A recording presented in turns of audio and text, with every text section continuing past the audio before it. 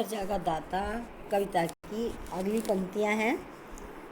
हरियाली बिछ गई से लेकर और मैंने फिर नीरव संकल्प किया तक।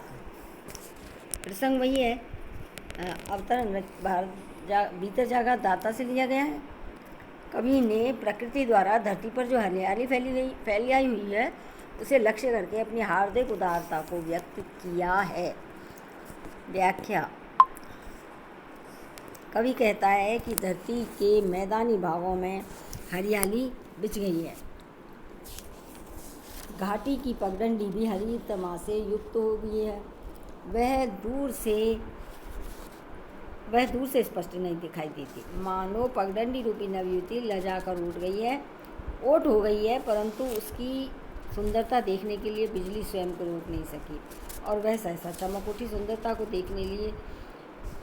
देखते हुए उसने झिझकती हुई उसकी ओर झांक रही हो। पतले या कम टहनियों वाले लंबे पेड़ पर निकली हुई नई डाली आकाश के बहाल अर्थात आकाश के मध्य में जयसूचक तिलक की तरह प्रतीत होने लगी। इस तरह प्राकृतिक परिवेश का अति मनोरम बन गया।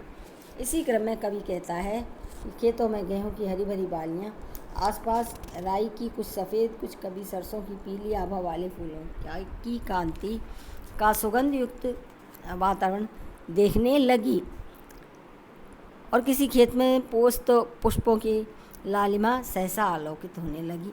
इस प्रकार कभी छोटी छोटी सी तीसी अलसी के पुष्पों की चमक दिखाई देने लगी तथा सहसा ओझल होती रही। इस प्रकार धरती पर प्राकृतिक सुषमा और हरितमा का प्रसाद देकर कभी हृदय सहसा से ये विचार आगे धरती के बिना मांगे ही आए कि वह कितनी उदारता रखती है। इस विचार से कवि के हृदय में भाव जागा कि जब धरती हमें इतना चुपचाप देती है तो हमें भी उसे कुछ देना चाहिए। इसलिए मैं हरी भरी धरती को बछड़े सहित कामधेनु अर्थात कामना पूर्ति करने वाली गाय रूपी पवित्र भावों को अर्पित करता हूँ।